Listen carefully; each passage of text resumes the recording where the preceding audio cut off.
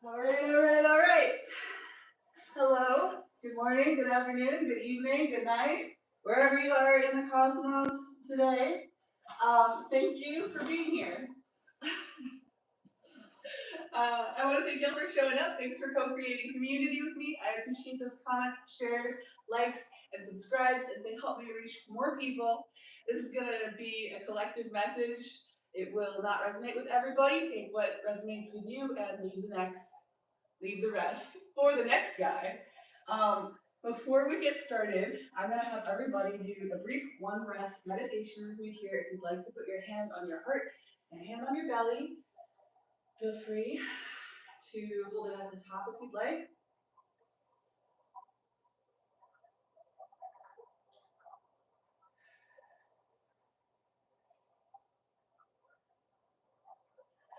All right. It has been a few days since we hit that 50 subscriber mark, which has been my goal since we started a little over a year ago. And it just felt so silly to be like focusing on me and my goals instead of how I can best help y'all. But they're very intimately tied in together, obviously. So this is really cool and really exciting. I'm sure I'll be on here more often now that there's going to be less of a delay between uploading times and all of that stuff. I am going to be reading a chapter from Anastasia, book 1 of the Ringing Cedars of Russia series today by Vladimir McGray. And this is the last chapter. So how appropriate. What a journey it has been this year. It's only going to be a couple of pages long. Feel free to grab your tea, your coffee, your knitting project, whatever, get cozy. I'm going to pull a brief message for y'all because I want to.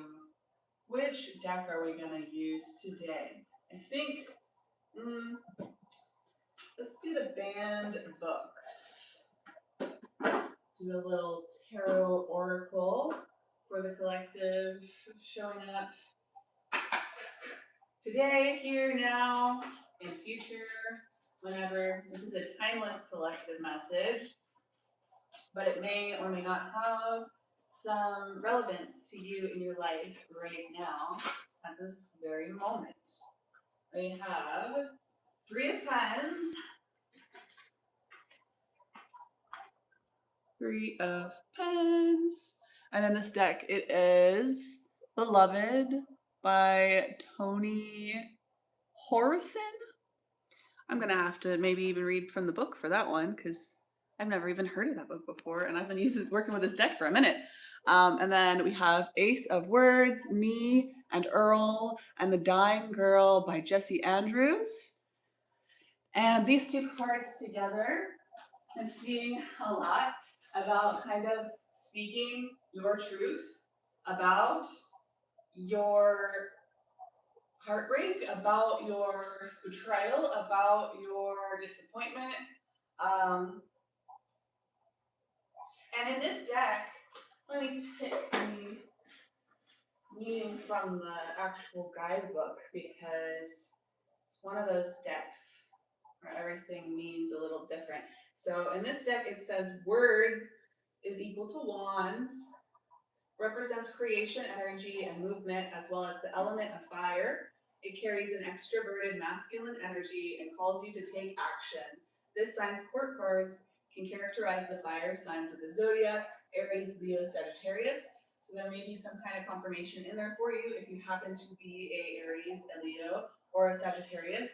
I originally took this Ace card as a Ace of Swords because it says words. Words is related in a lot of ways to the sword suit, but here is actually a fire card related to the mind. So this is about some kind of creative pursuit, some kind of creative project, some kind of movement in your life, some kind of change and transformation in your life that is brought about through speaking on your most challenging experiences in life. I might read from the book at the end here to get a little bit more detail and see if it ties in at all for you or for the general collective on this chapter, but I'm going to just get started with it because I feel like it, and I would also like to get started for the people who are most interested in that. Because you know me, I could just talk all day long. We've got a lot of fire energy just in general going on at this moment. Aries new moon is today, tomorrow, somewhere in there, right on top of us. It feels like fire, it feels like fog, it feels like being underwater, it feels like steam. I heard somebody recently talking about we were spearfishing and now we are steaming the fish. Don't fry the fish, steam the fish. I'm gonna leave that with you there. Feel free to talk in the comments about it or ask me questions if you'd like. But again, there's lots of distractions, there's lots of pain, chaos, intensity, but there's also a certain level of clarity that is new and is seeming to be a pretty common collective experience right now, and manifests differently for all of us. Chapter 29. Who are you, Anastasia? The ship was waiting for me at Surgut. The captain and crew were awaiting my instructions, but there was no way I could concentrate my thought on working out the subsequent itinerary and ordered the ship's crew to continue standing in port at Surgut, hold parties for the local population to come and have a good time, and keep up the promotion and sales exhibits. My thoughts were occupied with my experiences with Anastasia. At a local shop, I purchased a great deal of popular science literature, books on extraordinary phenomena and people's unusual abilities, as well as the history of Siberia. I squirreled myself away in my cabin, trying to find in all these books some sort of plausible explanation. In addition, I wondered whether Anastasia's shouting of, "I love you, Vladimir," in her attempts to help the village girl could have really engendered in her a feeling of love for me.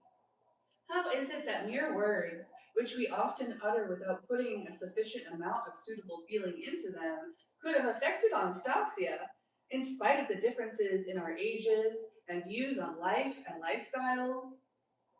The popular science literature gave me no clues. Then I picked up the Bible, and there it was, my answer. At the very outset of the Gospel, according to John, I read, "In the beginning was,"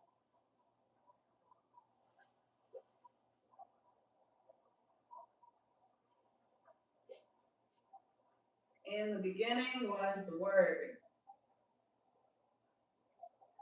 and the Word was with God, and the Word was God." For the umpteenth time, it struck me how laconic and precise were the definitions of this amazing book. Immediately, a lot of things became clearer in my mind. Anastasia, incapable as she was of trickery or deceit, could not just simply utter meaningless words. I remembered her saying, "It seemed as though I had forgotten at that moment that it was not enough just to simply utter those words. There definitely had to be behind them feelings, an awareness and trustworthiness of natural information."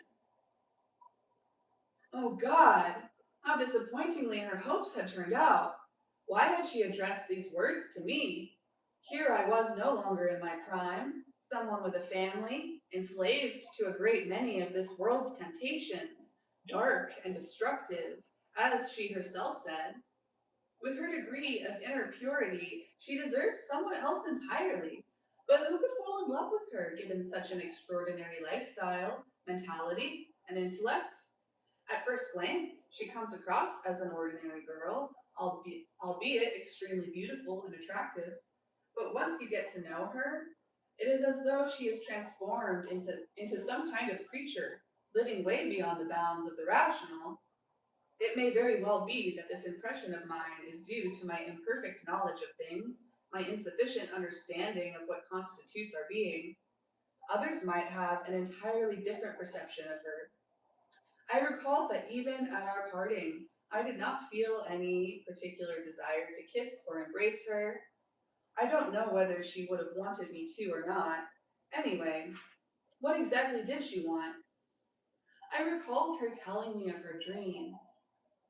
What a strange philosophical bent her love had.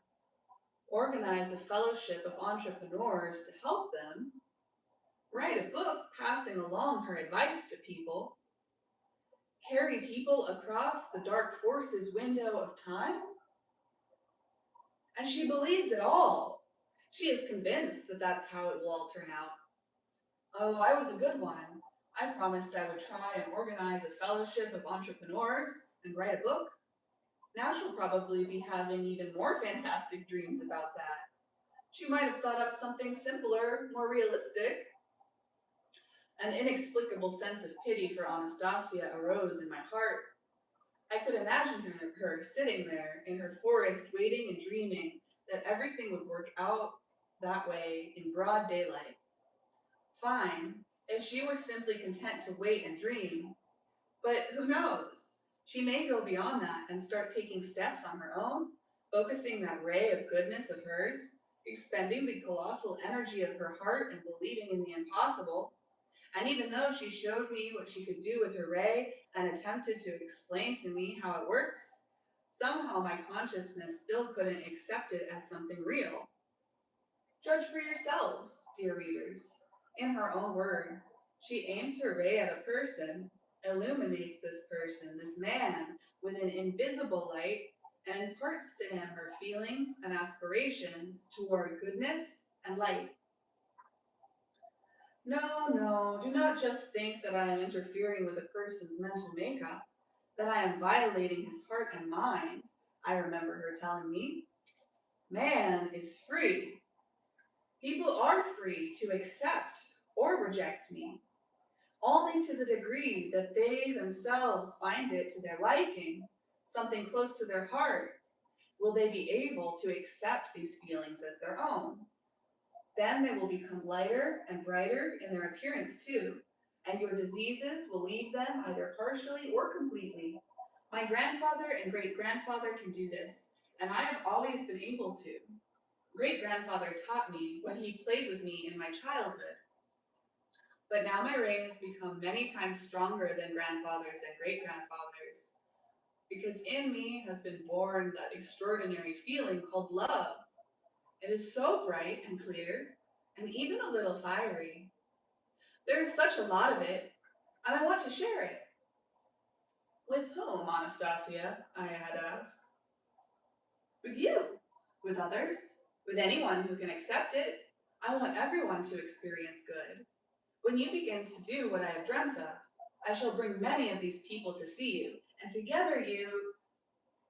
Remembering all this, picturing her in my mind, I suddenly realized that I couldn't help but carry out, at least try to carry out her wishes. If I didn't, I would be tormented with doubt for the rest of my life, along with the feeling that I had betrayed Anastasia and her dream. Perhaps her dream wasn't all that realistic, but it was something she passionately desired.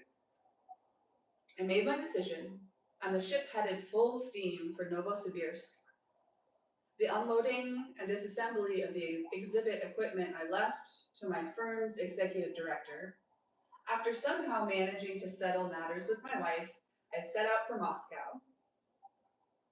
I set out for Moscow to make, or at least try to make, Anastasia's dream come true. To be continued.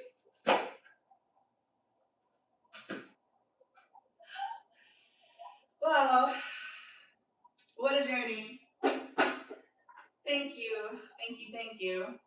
We will definitely be getting into the next book at some point, but oh my goodness. I feel that we might even get into this little section at the end before that, because there's like so much from the editors and messages from readers, poems and artwork and creations of people inspired by the vision of the space of love and everything presented in the Rain Cedars of Russia series. I did say I was going to read a little bit from this book, so let's find the Ace of Words and the Three of pens from the Banned Books Oracle. Excuse me. Ace. What's that? Forwards or backwards? Are we going forwards or backwards? Okay, in this deck, it says Ace of Words, Me and Earl and the Dying Girl by Jesse Andrews, 2012. Ooh. Signifying bold new beginnings. The Ace of Words calls you to action. Like Greg, you yearn for a creative outlet. By pursuing it, you have the opportunity to bring something incredible into your life. A beautiful blend of humor and heartbreak. Me and Earl and the Dying Girl has faced bans for its strong language, as well as its mature exploration of terminal illness. Yeah. So you may have something about your work, about your message, about your personality, about, there may be something about you that is confronting, that can be offensive or upsetting to certain groups of people with certain belief systems. And there's a lot here about like this stark, stoic, adult kind of attitude around really dark, challenging topics. But you know, terminal illness also speaks to transformation, as in the death card, right? So there's a lot of energy here around transformation by expressing your fire, tapping into your spiritual fire and expressing from a place of authenticity, because you know your values and you know how to stay in alignment with those values. You know how to maintain your self-trust and your self-respect.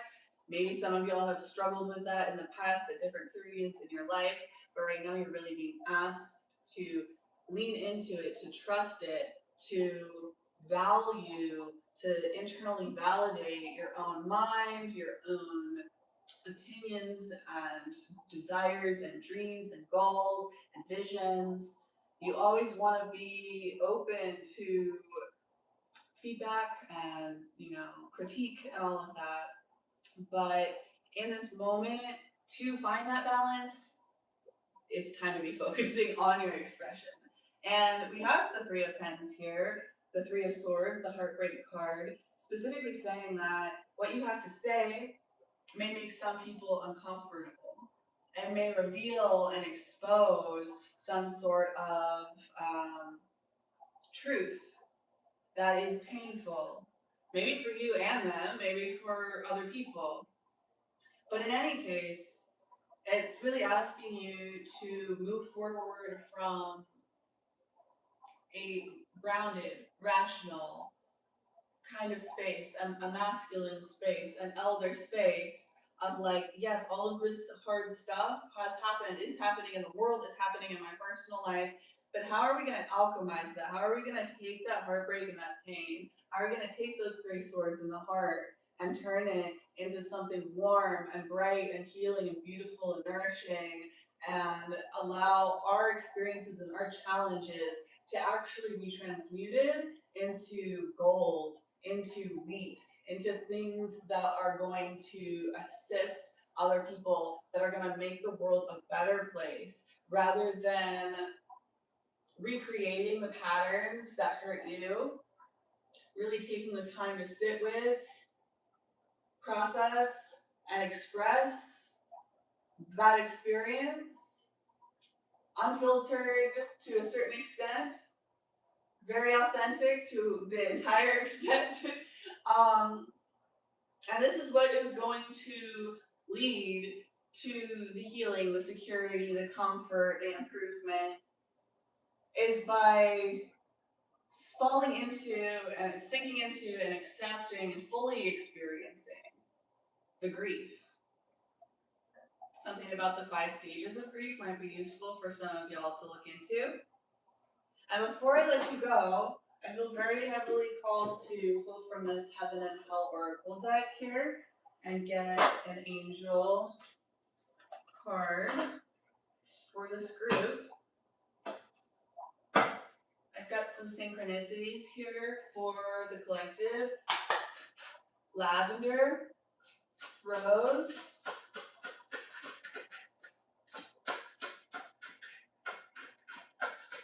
Aztec, Mariah,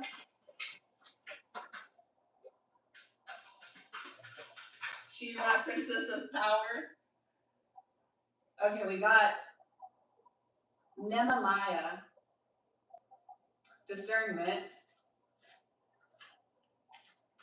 And behind that, or on the reverse side of that, we have Osik, cowardly actions. Okay. Yeah, this is really asking you to not just move from a place of instinct and programming, to tap into your discernment, to tap into your intuition, to slow down, and to have some brutal honesty, to avoid making moves from a place of fear.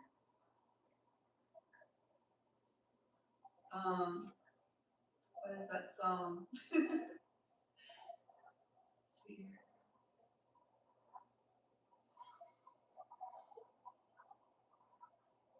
MC Yogi?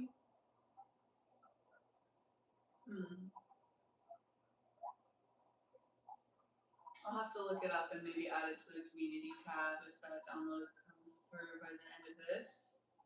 It's kind of hanging in the rafters there. Interesting. You may have some hesitation right now. Maybe you are struggling to trust your discernment. Maybe you have recognized your propensity towards making cowardly, like taking actions from a cowardly place, or maybe even denying or dismissing that, making excuses for it. So again, slowing down, grounding, and developing that inner strength to be able to be fully expressed unapologetically, regardless of the fact that it may rub some people the wrong way, knowing that you trust and respect your own discernment, and that sometimes you're going to use strong language, sometimes you're going to get into dark topics, sometimes you're going to challenge people who are certain that they are correct. Sometimes these things are going to happen when the outside world is telling you no, but you know that there is distortion going on there. It's most often the people that want to avoid harming others that move from that fear and end up harming people in inverted ways and making, excuses and believing that they are better, that they're good people just because they are good and well-intentioned. Being well-intentioned is not the same thing as being well-disciplined or well-integrated, or like having your words and actions line up with who you want to be. These are things that take work and practice and self-forgiveness, self-compassion. Like, it's a whole process. And I'm really seeing here a lot for a lot of you. And maybe it's some people you're dealing with perhaps in another sense, but I think everybody here could use some sinking into their grief process and fully letting that wash over them, allowing that to transform them, allowing them to gain the nugget of wisdom out of the challenging experience that you have recently gone through, that you are currently making your way through. Okay?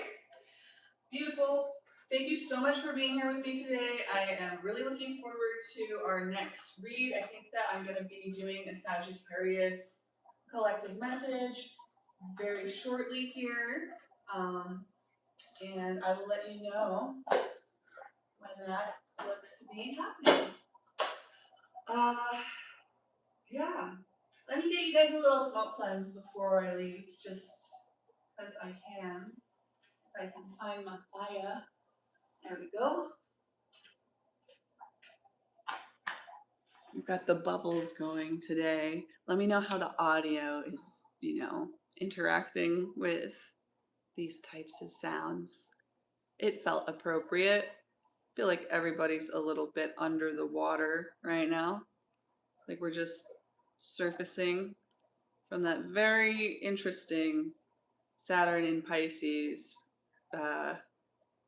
phase era, couple of years that we had there, really forcing everybody to learn some lessons about surrender and acceptance and letting go of control.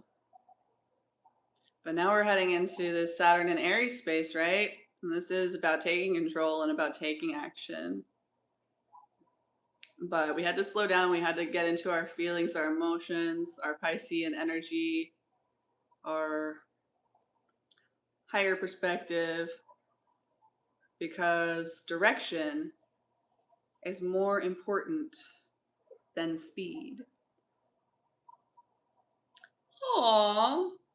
Well, thank you for everybody who has dropped a like on my very first live since we've made it to that 50 subscriber goal. I will be setting a new goal, letting y'all know soon, and we can work towards that together. Have a beautiful day. I'll see you next time. Love, light, peace, and personal responsibility.